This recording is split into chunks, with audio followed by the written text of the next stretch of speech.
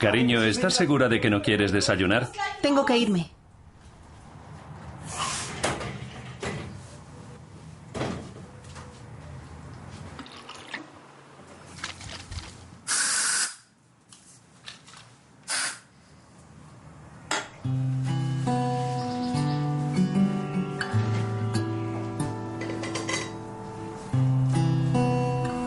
Hace un año, Eva Glave, de 31 años de edad, de Frankfurt, detectó un bulto anormal en su pecho.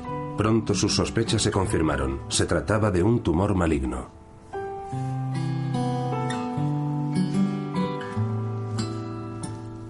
Lo primero que hicieron fue amputarme el pecho. Luego fui a quimioterapia 6 veces. Me dieron radioterapia durante 6 semanas y me administraron anticuerpos 18 veces. Espero que todo haya terminado y no tener que volver a pasar por ello nunca más. ¿Qué tal ha tolerado hoy las infusiones? Bastante bien de momento. ¿Dijo usted que hay una alteración quística en su pecho derecho? También sí. ¿En el pecho derecho? Sí. ¿Y el tumor estaba en el izquierdo? ¿Dónde exactamente? Sí, aquí arriba. Es muy importante que sepa qué desodorantes puede utilizar. Yo me fijaría en los aditivos que contienen y, sobre todo, que no tengan aluminio. ¿Aluminio? Sí, exacto. Yo no correría ningún riesgo. Muy bien.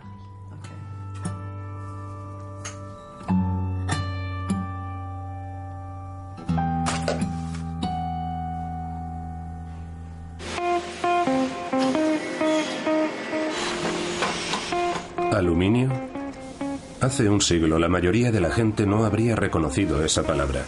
En la actualidad este metal ligero está a punto de superar al hierro. El aluminio es mucho más que un material corriente. Una amplia variedad de sus compuestos se utiliza en cosmética y también para la purificación del agua. Los productos hechos con aluminio se han convertido en elementos habituales de nuestra vida cotidiana. Se podría decir que estamos viviendo en la edad del aluminio. Y Werner Jaeger es uno de sus profetas. Es el director del Departamento de Investigación y Desarrollo de Hydro Building Systems en la empresa de aluminio más grande de Europa, Norsk Hydro. El aluminio como tal es un material muy atractivo e interesante porque gracias a las propiedades que tiene te ofrece un montón de posibilidades. Te permite realmente desarrollar una idea desde el principio hasta el final. A ese concepto nosotros lo llamamos de la cuna a la cuna. Todo es posible con un solo material. Su amplitud de posibilidades, la multitud de aplicaciones que tiene es fascinante. Y ese es el motivo por el que yo me dedico al aluminio. Achtung und Schuss.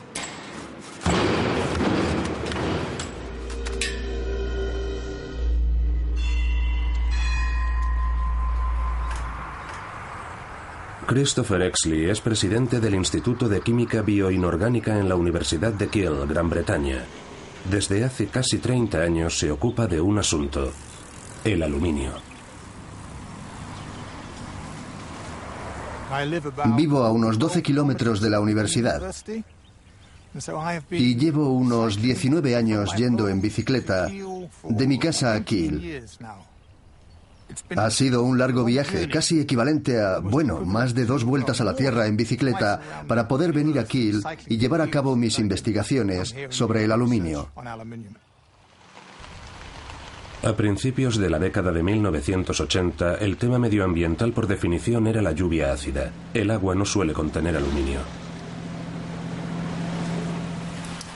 Christopher Exley descubrió que el ácido que contenía el agua de lluvia absorbía pequeñas partículas de aluminio del suelo, pero era suficiente para matar peces. Los resultados revelaron que los iones de aluminio atacaban las branquias de los peces y perturbaban sus funciones. Los peces se asfixiaban.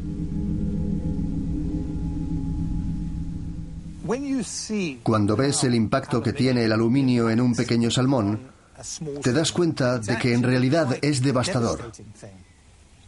Ves el sufrimiento. Fue ese tipo de observaciones lo que me hizo decidirme a trabajar en el aluminio per se, no simplemente en el aluminio en los peces, para averiguar cuál es el impacto del aluminio en todos los seres vivos y principalmente en los seres humanos.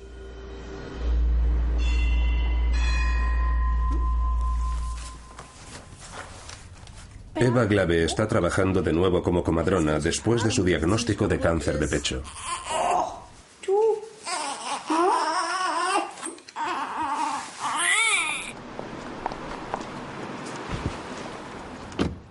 Durante 7 años seguidos trabajé en turnos de guardia. Tuve que cumplir mis 10 horas de trabajo diarias y a menudo trabajar 20 horas seguidas. Los partos suelen producirse de noche hasta la mañana siguiente y así sucesivamente. Todo el tiempo que fuera necesario y luego de nuevo las visitas a domicilio. Por lo tanto, yo diría que sudaba mucho y siempre llevaba desodorante en el bolsillo. Unos 11 botes, porque siempre llevo uno en mi bolsa de deportes, por supuesto. Uno en mi maletín de comadrona, en mi bolso de mano, en casa de mi novio, otro para cualquier contingencia y otro en el coche para emergencias.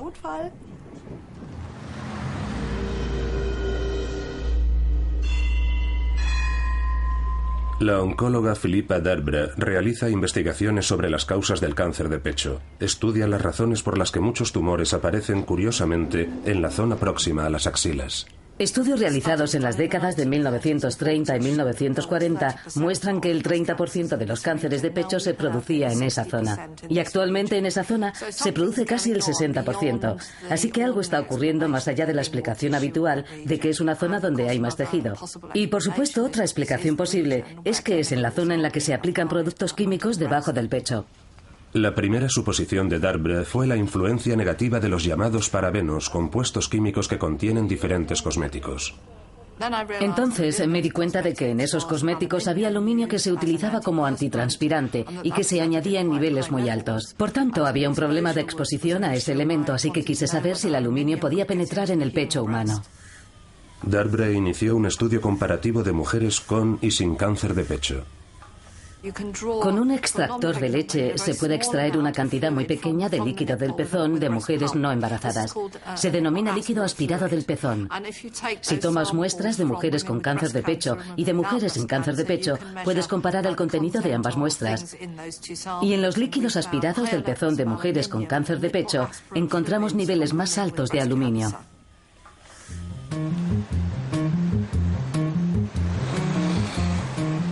El Instituto Internacional del Aluminio tiene su sede en el centro de Londres y aboga por la industria del aluminio.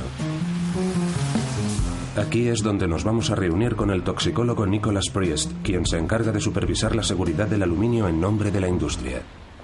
Si existieran pruebas claras de toxicidad, yo sería la primera persona en decir no lo usen.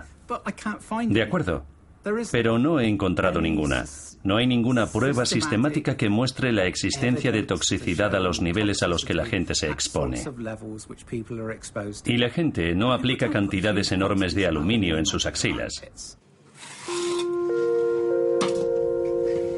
Philippa Darbre examinó el efecto de tales dosis mínimas de aluminio en el pecho femenino. En el transcurso de un año se dedicó a observar si las células vivas se alteraban en presencia de aluminio.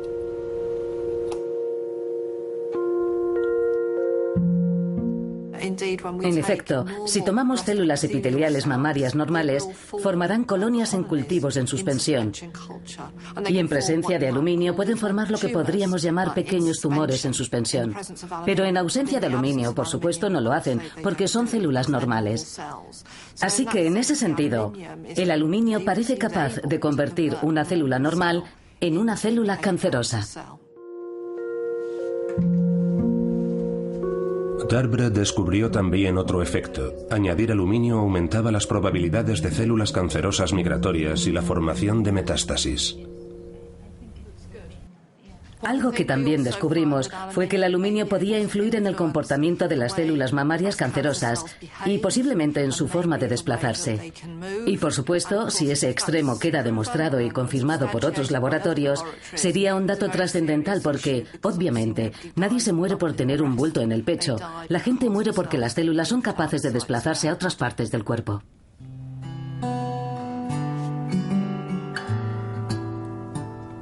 Yo siempre vi la quimioterapia como un amigo.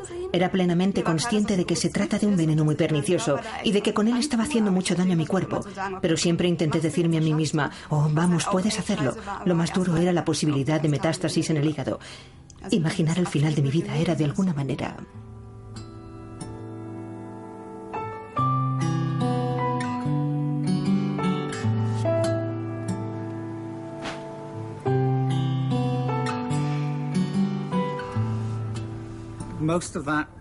La mayor parte no penetra en la piel. Hay quien sostiene que si te afeitas las axilas y dañas tu piel, podrías hacer que penetrara más aluminio. Pero los niveles que podrían transferirse son mínimos, comparados con cualquier nivel que podamos considerar tóxico. Más de 2/3 de los desodorantes contienen compuestos de aluminio como ingrediente activo. El aluminio reacciona al entrar en contacto con las células de la piel y las une de manera que les impide sudar.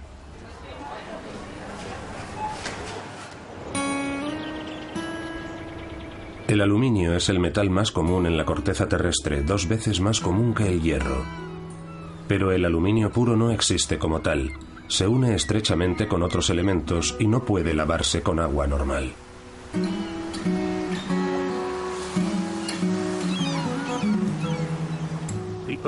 El suelo que hay bajo nuestros pies está compuesto principalmente de aluminio, silicio y oxígeno. De manera que la corteza terrestre, que es la capa que rodea toda la Tierra, es aluminio, silicio y oxígeno. Así que el aluminio es ubicuo, está en todas partes.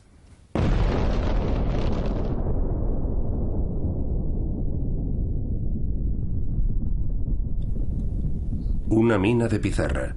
En su interior las rocas están unidas por iones de aluminio. Es extremadamente complicado extraer el metal en bruto.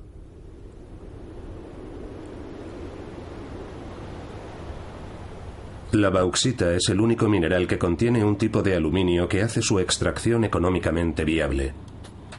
Bernard Jagger, director de una empresa de aluminio, se dirige a Porto Trombetas, en Brasil, donde su compañía está vinculada a una de las minas de bauxita más grandes del mundo. Aquí, en medio de la selva virgen, a cientos de kilómetros de cualquier ciudad, se ha montado un enclave minero con más de 6.000 trabajadores. Sin la invitación de la empresa no se permite siquiera salir del aeropuerto. La prospección de bauxita en la selva tropical es comparativamente fácil. El mineral puede encontrarse a solo unos metros bajo la superficie. Lo único que hay que hacer es deshacerse primero del bosque.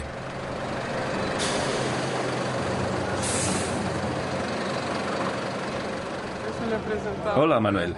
Me alegro de verte. ¿Cómo va todo? Tenemos aquí una gran excavación. ¿Cuánto tiempo se tarda en vaciar esta zona? Unos 2 turnos. Así que en 48 horas estará hecho.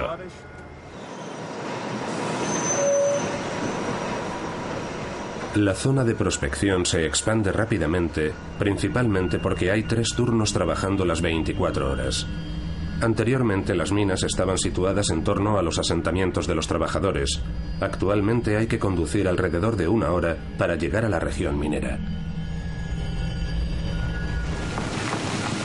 Porto Trombetas es una de las minas de bauxita más rentables del mundo. 18 millones de toneladas de aluminio se extraen aquí cada año.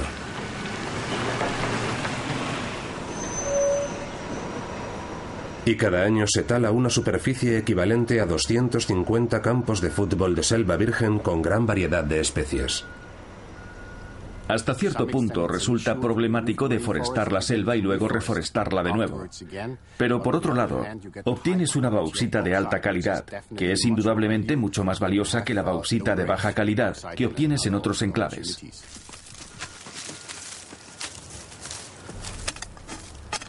Mientras las minas se reforestan, la variedad original de especies podría perderse para siempre.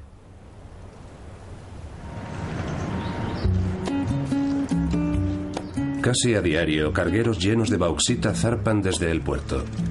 Un solo barco transporta 70.000 toneladas, más de 3.000 camiones de carga. Navega a lo largo del río Amazonas hacia el océano Atlántico, donde la bauxita pasa a la siguiente fase de procesamiento.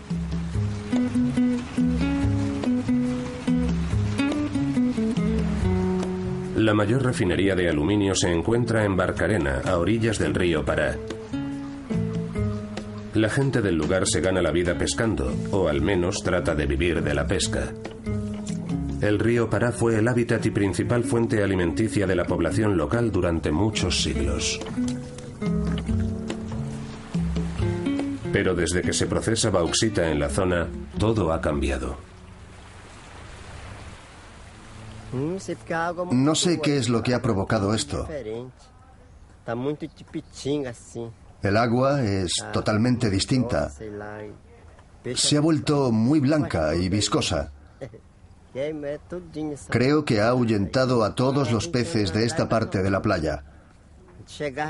Hace 20 años capturábamos mucho más y regresábamos a casa con las canoas llenas de pescado que podíamos vender, pero eso ya no es posible.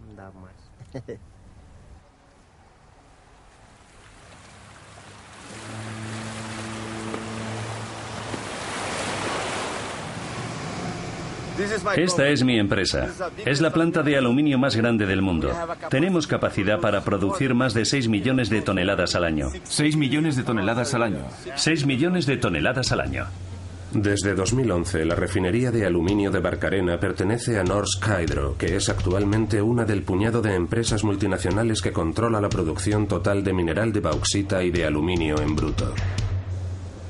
Aquí, las partes de bauxita ricas en aluminio se extraen mediante la utilización de la agresiva sosa cáustica. Luego, el líquido se enfría y posteriormente se quema a 1300 grados centígrados. El polvo de aluminio blanco es el material básico con el que se produce el aluminio en bruto e innumerables productos, como el cemento o la cerámica de aluminio. Las condiciones de trabajo son extremas. A pesar del calor tropical, cada milímetro de piel debe protegerse de la sosa cáustica. Más de la mitad de la bauxita se convierte en barro rojo inutilizable que termina vertiéndose. ¿Qué ocurre con los peligrosos residuos? No se sabe con certeza. Una forma de utilizar el barro rojo es, por ejemplo, en la construcción de carreteras.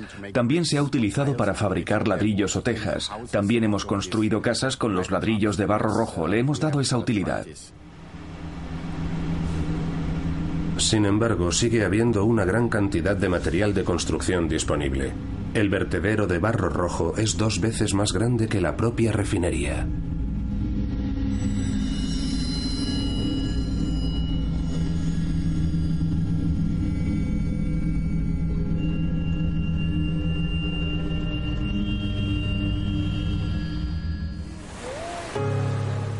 En 2010, durante un accidente en una fábrica de aluminio en Hungría, se liberó una gran cantidad de barro rojo, dando lugar a uno de los mayores desastres medioambientales de Europa.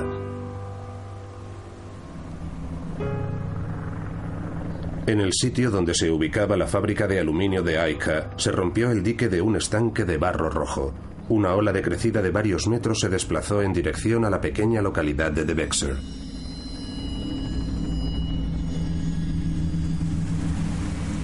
Casi nadie en la zona sabía que el líquido rojo no era agua, sino sosa cáustica.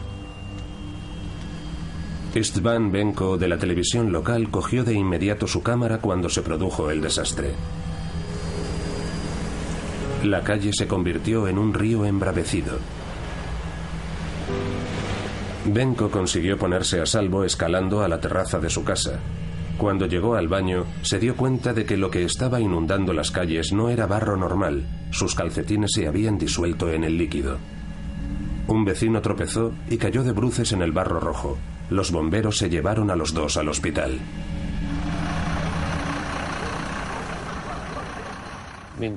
Cada día, cuando me cambiaban los vendajes, mi piel estaba llena de puntos.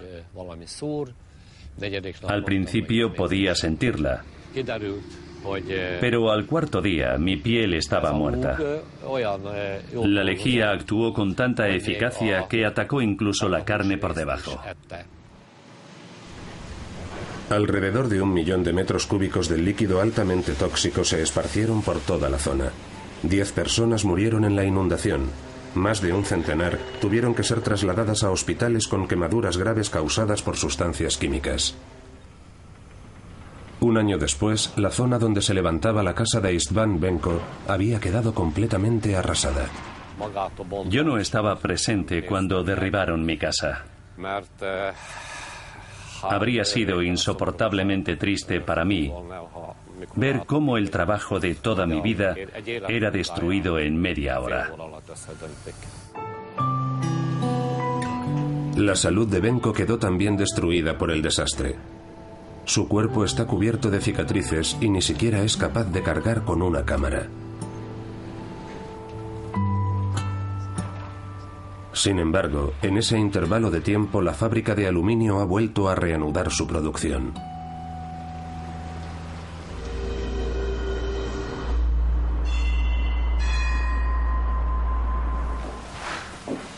En la Universidad de Viena, un equipo de científicos realiza investigaciones sobre la causa de las alergias. Para probar nuevas terapias necesitan a alguien que esté enfermo. Se sabe desde hace mucho tiempo que inyectar hidróxido de aluminio en el cuerpo puede desencadenar cualquier tipo de alergia, por ejemplo en animales.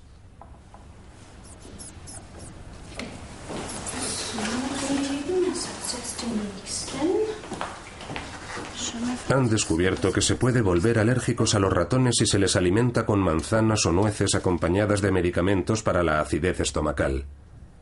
Estos medicamentos contienen hidróxido de aluminio como sustancia activa. Y al parecer, el aluminio moviliza el sistema inmunológico contra una sustancia administrada simultáneamente. De momento, hemos escogido los principales alérgenos alimentarios y podríamos demostrar que con el aluminio como adyuvante se pueden desarrollar alergias a los alimentos. Por ejemplo, podríamos coger cualquier alimento de la cocina y añadirle adyuvantes, y según mis datos actuales, podríamos inducir en las personas alergias alimentarias con mayor o menor intensidad a cualquiera de esos alimentos. A menudo me moquea la nariz y también siento un hormigueo en la lengua. Los estudios demuestran que los niños son más propensos a sufrir alergias si sus madres estuvieron tomando medicamentos durante el embarazo que contenían aluminio. Este es un tema muy sensible. La acidez estomacal se produce por la posición alta del diafragma durante el embarazo. Hoy en día se recetan fármacos muy potentes que las mujeres embarazadas toman durante largos periodos. Y por tanto, no solo queda afectado su propio sistema inmunológico, sino la capacidad inmunológica contra las alergias de sus hijos. Algunos de estos medicamentos se pueden adquirir sin receta en la farmacia. Hace algún tiempo, la misma sustancia ya había provocado un escándalo a nivel global en los centros de diálisis. Herbie Holzer, de la Universidad de Graz, estuvo involucrado en la detección del caso. En los años 70 observamos casos neurológicos muy dramáticos e inadecuados. Estas personas sufrían deficiencias neurológicas graves, trastornos del habla y del movimiento. Sorprendentemente, gente joven en particular mostró síntomas similares a los de la apoplejía y el Alzheimer. Finalmente, Holzer y sus colegas descubrieron el motivo. Los nuevos medicamentos contenían grandes cantidades de hidróxido de aluminio. En cuanto detectamos el problema, dejamos de administrar fármacos con hidróxido de aluminio. Pero las deficiencias neurológicas no mejoraron. El problema era que el aluminio ya había penetrado en el cerebro y los efectos tóxicos se habían propagado de tal manera que no nos permitía observar ninguna mejoría. Durante los últimos años, Gunther Parroll ha experimentado pérdidas de conciencia inexplicables cada vez con mayor frecuencia. Al principio, su mujer, Graciela, creyó que se trataba de agotamiento o depresión. Finalmente, Gunther tuvo que dejar su trabajo. No, esos no. Esas eran las puntas que habíamos cortado al principio. Ah, ya, lo siento. Vamos a tirarlas otra vez. Todo comenzó un día mientras conducía mi coche. No, mi bicicleta. Iba conduciéndola por la acera. Me di cuenta de que marchaba de forma incorrecta. No estaba conduciendo como era debido. Otra vez, mientras conducía mi coche, de pronto me subí a la acera y me di cuenta de que estaba haciendo algo que no era correcto. En última instancia, su neurólogo quiso despejar cualquier duda y pidió a Gunther Parroll que se sometiese al test del dibujo del reloj, una prueba estándar para diagnosticar la enfermedad de Alzheimer. ¿Ve el círculo vacío? Rellénelo, por favor. Convierta el círculo en un reloj. ¿En el círculo? ¿Tengo que dibujar algo dentro? Las 12. Empiece por ahí. Es lo más sencillo. ¿Dónde están las 12? Estoy seguro de que recuerda más o menos dónde se sitúan. ¿Arriba? Sí, y luego el resto de los números. 6, 7, 8, 9. Ahora el reloj debe mostrar una hora. Señala las 11 y 10. Las 11 y 10, veamos. Las 11 y 10 debería ser así. No, no está bien, no encaja. ¿No? No, no está bien. Las 11 y 10 tendría que ser aquí.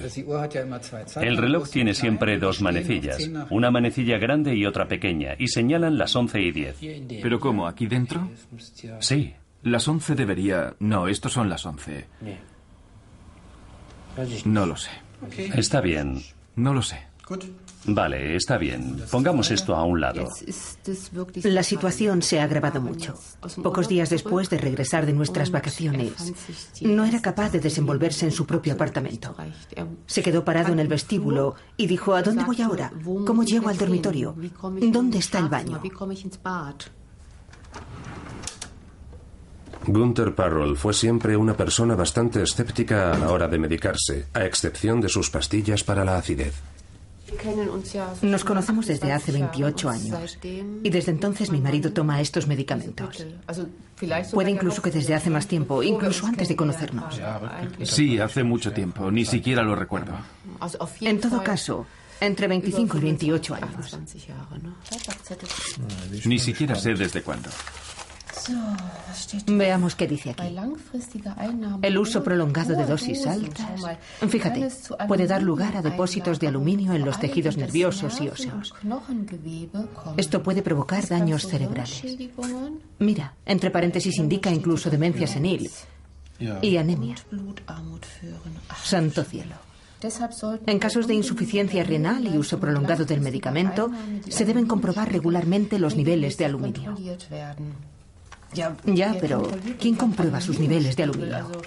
Nosotros nunca lo hemos hecho. No. Nunca. Un portavoz de la Agencia Europea de Medicamentos no ve ninguna razón para tomar medidas. En el encabezamiento de la información sobre el uso del medicamento dice precisamente que el compuesto no se debe utilizar durante un largo periodo de tiempo. Si se hace un uso prolongado, se debe consultar a un médico. El uso a largo plazo sin asesoramiento médico es en realidad casi imposible, y no debemos olvidar que el farmacéutico que dispensa estos medicamentos debe informar también al paciente sobre los posibles riesgos. Nunca nos dijeron nada. No. Ni siquiera en la mejor farmacia. Sí, es cierto. Nunca nos informaron de ello.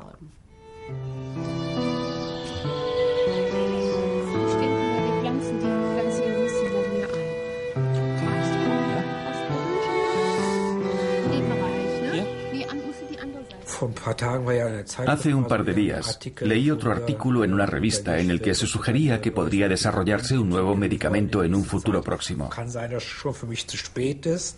Puede que sea un poco tarde para mí. Podría ser perfectamente el caso. Puede que haya llegado mi hora, eso es lo que digo. Por supuesto que no me importaría quedarme aquí un poco más. Sí, estaría bien, pero... El aluminio es el único elemento abundante en nuestro planeta que no tiene utilidad en las funciones biológicas de ningún ser vivo. Se trata de un fenómeno muy anormal desde el punto de vista evolutivo, ya que uno de los principios de la naturaleza es utilizar todos los materiales disponibles en un sentido positivo.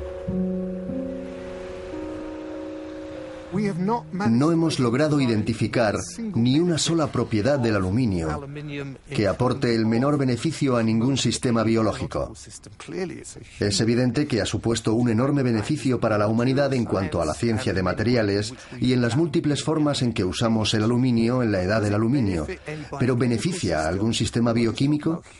Y no estamos hablando solo de los seres humanos. Estamos hablando de que desde la bacteria más pequeña hasta los seres humanos no tenemos la menor evidencia de que ningún organismo use el aluminio de forma activa para obtener algún beneficio. El polvo de aluminio de Brasil ha llegado a Alemania, al puerto industrial de Neuss-Düsseldorf. Aquí entra en la última etapa del proceso de producción. Se necesita una cantidad ingente de energía eléctrica para extraer el metal de su combinación con el oxígeno.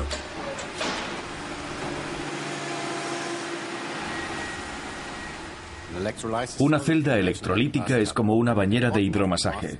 En el fondo de la bañera se encuentran las placas para el cátodo, que están hechas de carbón.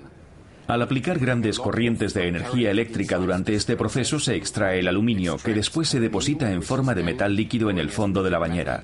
Para obtener 1 kilogramo de aluminio se emplea aproximadamente 10 veces más energía de la que se necesita para obtener 1 kilogramo de acero. Con la cantidad de energía consumida por esta planta de aluminio cada año, se podría abastecer sin problemas la demanda de energía eléctrica de una ciudad como Düsseldorf durante un año entero.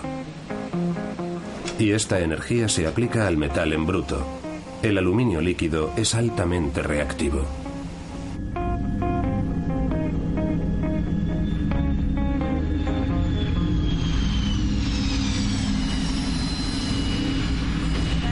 Parece que un avión se ha estrellado en el segundo edificio. Un Boeing 767 tiene un peso neto de 82,3 toneladas. De ellas, cerca de 30 toneladas son aluminio. Según este experto en metalurgia noruego, este aluminio explica por qué las Torres Gemelas se derrumbaron tan increíblemente rápido. El aluminio no es un metal peligroso en absoluto. El aluminio se convierte en peligroso cuando se funde. Simensen ha calculado que poco antes de derrumbarse las torres, el aluminio del avión se calentó a una temperatura tan elevada que llegó a licuarse. En algunas de las imágenes se puede ver cómo el aluminio fundido sale por las ventanas y cae en forma líquida. La temperatura debía ser elevadísima. Yo calculo que entre 800 y 900 grados centígrados. El metal fundido cayó por las escaleras y bajó hasta las siguientes plantas y se mezcló con el agua de los dispositivos antiincendios que sabemos que había en cada una de las habitaciones del edificio.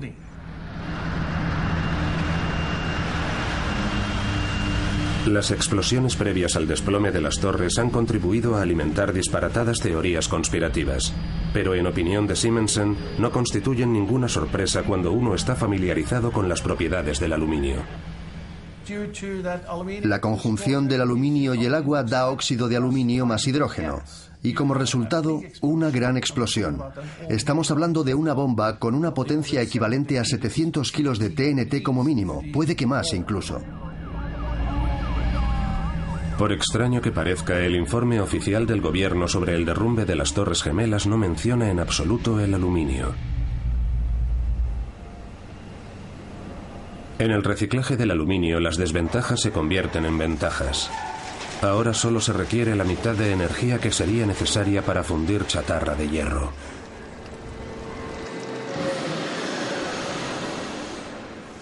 El aluminio es un metal muy valioso.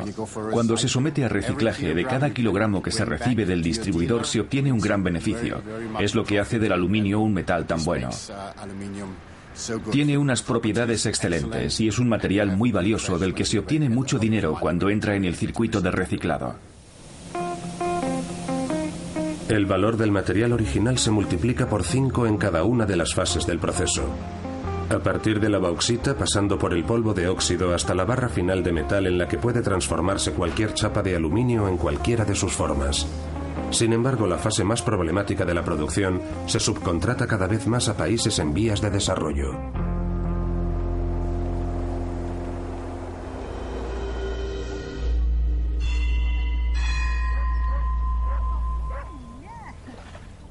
El agua potable se purifica con aluminio en gran parte de Europa. Este proceso puede a veces salir mal, tal como ocurrió en la planta potabilizadora de Camelford en 1988. Yo solía venir aquí todas las mañanas para leer la prensa matutina. Un día, paseando junto a la orilla, vi que todo el lecho del río estaba cubierto de peces muertos y me pregunté qué diablos estaba sucediendo. Esa misma noche mi mujer se dio un baño y cuando se disponía a lavarse el pelo mezcló el jabón con el agua y ésta se volvió de color azul brillante. Ella se quedó muy sorprendida, no se alarmó, simplemente se sorprendió. En la planta potabilizadora informaron de que se había producido un problema técnico menor. El agua es perfectamente segura, incluso para el consumo, aunque la gente no la esté bebiendo debido a su sabor. Es segura a todos los efectos, aunque es posible que algunas personas puedan experimentar pequeñas irritaciones cutáneas. Finalmente, Doug Cross pudo establecer la conexión entre los peces muertos y el extraño sabor del agua potable. Cuando bajé por la mañana, había aquí peces muertos, pero no los había corriente arriba, de modo que la contaminación no pudo descender río abajo en esta dirección. Todo comenzó aquí. Y entonces, una persona comentó que habían estado lavando las tuberías de agua en la carretera durante la noche, vertiendo el agua sucia en el río al otro lado del puente. Y eso fue lo que mató a los peces. En otras palabras, nuestra agua potable estaba envenenada. Finalmente, las autoridades sanitarias tuvieron que admitir lo que había ocurrido realmente. Un conductor de camión recién contratado, que se encontraba solo en la planta potabilizadora, sencillamente había vaciado su carga de sulfato de aluminio en el depósito equivocado. El agua potable contaminada se bombeó rápidamente a las tuberías de abastecimiento. En toda la zona comenzaron a producirse extraños sucesos. Carol, la esposa de Doug, fue una de las personas afectadas. Entonces mi esposa comenzó a quejarse de que su artritis empeoraba mucho. Hasta ese momento los síntomas de su enfermedad eran bastante leves. Otras personas experimentaron síntomas más graves. La gente me contaba que mientras conducía el coche tenía malas experiencias. Se detenían de repente a un lado de la carretera y pensaban, ¿a dónde voy? ¿Y por qué estoy en este lado de la carretera? Estoy en el lado equivocado de la carretera. Cosas de este estilo se convirtieron en algo común. Entonces empecé a recibir llamadas telefónicas de agricultores. Uno de ellos me dijo, tenía 40 ovejas en un campo con una tubería conectada al depósito de agua de la ciudad. Y en otro campo contiguo, tenía otras 200 con un manantial de agua natural. Todas las ovejas que bebían del manantial estaban bien, pero de las 40 que habían bebido del agua del depósito, 10 habían muerto. Y entonces otra gente me habló de problemas similares con las vacas. Cuando te enteras de que hay animales muriendo y luego oyes, bueno, pero no afecta a los seres humanos, sabes que están mintiendo. En 2003, 15 años después del incidente, Doug Cross comenzó a observar cambios alarmantes en el comportamiento de su esposa Carol. Su salud se debilitó enormemente y paulatinamente se fue consumiendo. Y finalmente, en una ocasión, se me quedó mirando y me dijo en voz baja, adiós, adiós, adiós. Y esa fue la última vez que me habló. Poco después, la esposa de Doug Cross murió a la edad de 59 años. El forense pidió a Christopher Exley que examinase el cerebro de Carol Cross para comprobar la concentración de aluminio. No existe un nivel normal. El nivel normal sería la ausencia total de aluminio, pero la realidad es que todos tenemos aluminio en el cerebro, algo así como 1 o 2 microgramos de aluminio por cada gramo de tejido seco. En determinados casos de Alzheimer hemos descubierto que esta cifra puede llegar a los 4, 5 o 6 microgramos. En una de las muestras del cerebro de la señora Cross hallamos 23 microgramos por gramo de tejido seco, que es algo casi nunca visto. Uno de los niveles más altos que nosotros hemos medido nunca. Y probablemente hemos medido más contenido de aluminio en cerebros humanos que ningún otro grupo del mundo. Encantada de conocerte, Phil. La iniciativa ciudadana de Camelford todavía se reúne en la actualidad. Lo que le ocurrió a Carol Cross no es un caso aislado. Luchó mucho durante los últimos 18 meses de su vida. Luchó, luchó y luchó. Tenía 61 años, creo. Comenzó a sufrir pérdidas de memoria hacia el final. Sí. Y también desarrolló epilepsia. En muchas zonas del cerebro de Richard no había flujo de sangre. Lo sé. Estaba muerto. Hubo un incidente en el Reino Unido hace unos 20 años en Camelford. Después hubo mucha gente que alegó que sufría deterioro cognitivo por puro interés. Si sufrían deterioro cognitivo podían recibir una indemnización. Pero si no sufrían daños, no recibían ninguna compensación. Y ese es uno de los problemas que solemos encontrarnos.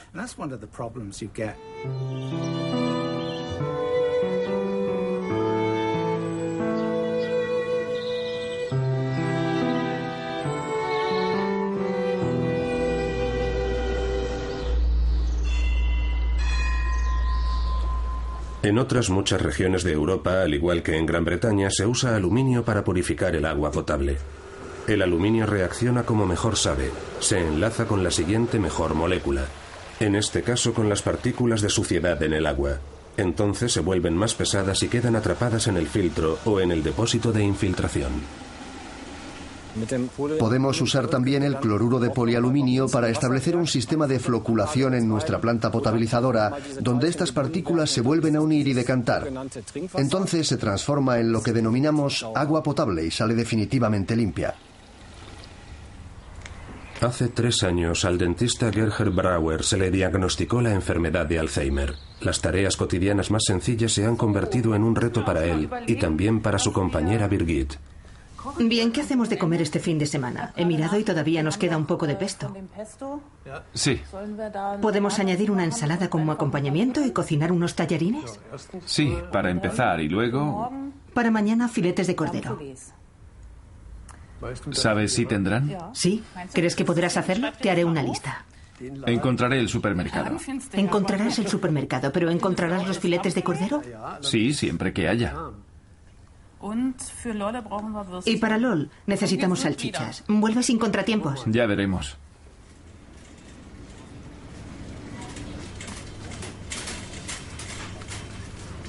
A ver, ¿dónde están las salchichas?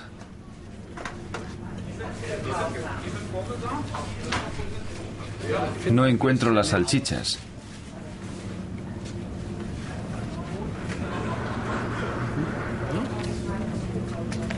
¿Dónde he puesto el carro? ¿Sabe alguien dónde está mi carro?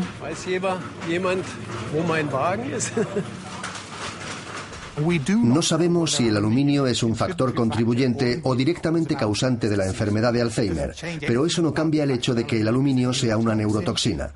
Y no cambia en absoluto el hecho de que el aluminio esté asociado a los principales rasgos patológicos de la enfermedad de Alzheimer.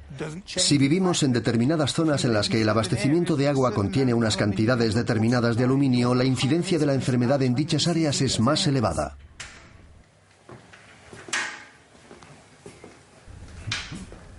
Los dentistas trabajan asiduamente con aleaciones de aluminio. Ya se han detectado problemas de salud entre los técnicos dentales en conexión con el aluminio. Hace 3 años, Gerhard Brauer se vio obligado a cerrar su consultorio. Desde entonces, muchas cosas se han vuelto extrañas para él.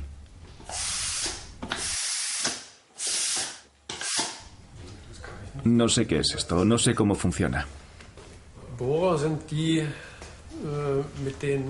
Los taladros se utilizan para tratar los dientes. Estos instrumentos se usan para mejorar la visión de la cara interna y todo eso. Y también hay que usar estas ganzúas para ver con la ayuda de los dedos si todo está bien.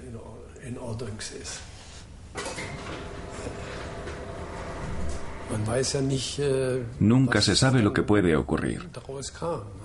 Es muy arriesgado mirar dentro de mi cerebro. Sería factible hacerlo, pero es muy arriesgado porque puede costarte la vida. Estoy absolutamente convencido de que el mal de Alzheimer existiría en ausencia de aluminio. Ahora bien, ¿se daría en edades tan tempranas en la gente? ¿Quién sabe? Quizás podríamos vivir 150 años en ausencia de aluminio. O tal vez la enfermedad sería menos agresiva. Quizás sería mucho menos agresiva, no debilitaría tanto a las personas y sus vidas no serían tan precarias desde que se les diagnostica la enfermedad hasta que fallecen. En cierta medida la gente piensa ahora, no, es un tema zanjado. El aluminio no es realmente un problema sanitario. Aunque los catedráticos relacionados con la industria siguen defendiendo su seguridad, en la práctica científica se consolida cada vez más la opinión contraria. Por ejemplo, cuando Romain Gerardi, director del Departamento de Enfermedades Neuromusculares de la Universidad París-Este, se vio enfrentado a un nuevo tipo de enfermedad entre un creciente grupo de personas. El agricultor Luc Braconnier es un caso típico. ¿Qué edad tiene usted? Sufre de fatiga constante y dolores musculares severos, hasta el punto de no poder realizar ya su trabajo. El doctor toma una muestra de tejido muscular. Los resultados parecen un misterio al principio. Cuando observamos el tejido a través del microscopio electrónico, hallamos inclusiones de naturaleza desconocida en los macrófagos. Al principio pensamos que se trataba de calcio, pero las tinciones de calcio resultaron negativas. Y finalmente enviamos una muestra al departamento de biofísica. Y lo único que nos dijeron fue: parece ser aluminio. No sabemos cómo es posible, pero es aluminio. Los músculos muestran áreas sospechosamente infectadas donde se han concentrado una gran cantidad de células asesinas del sistema inmune. Los denominados macrófagos están llenos de partículas de aluminio. Las inclusiones de aluminio en el interior. El aluminio se añade a las vacunas para aumentar su eficiencia. Los expertos consideran estos aditivos un pequeño secreto sucio, ya que nadie sabe exactamente hasta qué punto aumenta la eficacia de la vacuna, ni lo que el aluminio provoca en el organismo posteriormente. Todo el mundo creía que después de la inyección, el paciente eliminaba rápidamente el aluminio a través de la orina. Ahora sabemos que no es el caso. El cuerpo puede retener durante más de 15 años el aluminio en el organismo. Y nadie sabe exactamente cuál es el destino final de este aluminio. ¿Se elimina a través de la orina al cabo de un día? Ni siquiera esto está claro. Gerardi y su equipo descubrieron que en la mayoría de los seres humanos y animales el aluminio se descompone. Pero en un pequeño porcentaje, las partículas de metal permanecen en el cuerpo durante años. Una pequeña porción de estas partículas escapan del músculo inyectado, se dispersan por el organismo y se alojan en puntos muy distantes después de circular meses y meses en el flujo sanguíneo. Y penetran en órganos tan distantes como el bazo o el hígado. Y finalmente, con el paso del tiempo y de una forma muy gradual, en el cerebro.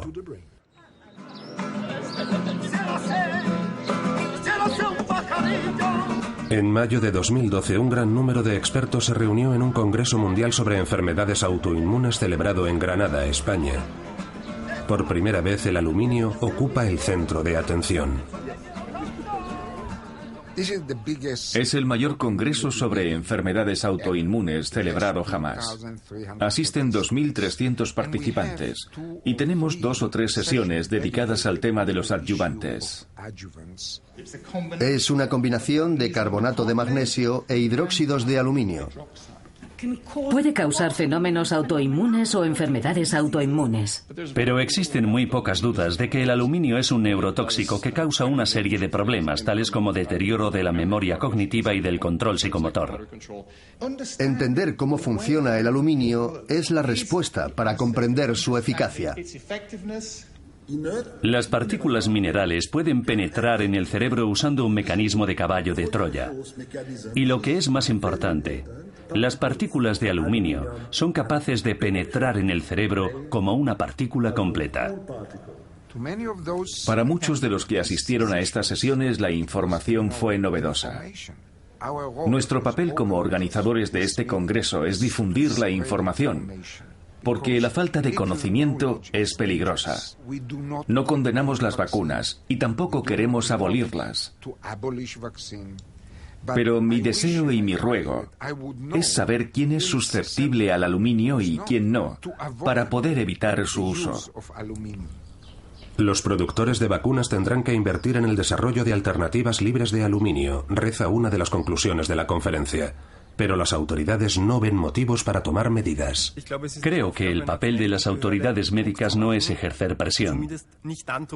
Desde nuestro punto de vista, el hidróxido de aluminio no supone un riesgo inminente, de modo que, ¿cómo podemos ejercer presión?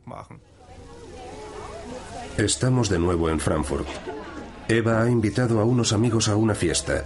Ha pasado un año desde que terminó la quimioterapia.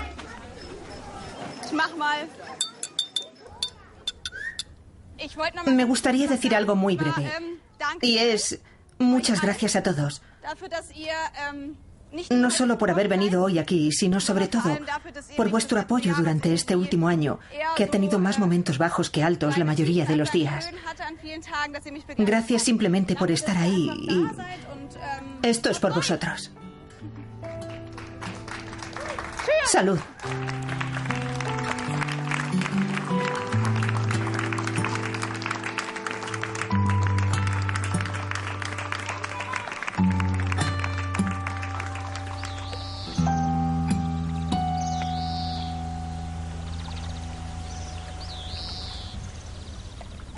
Se ha abierto la caja de Pandora y se ha dejado salir al aluminio.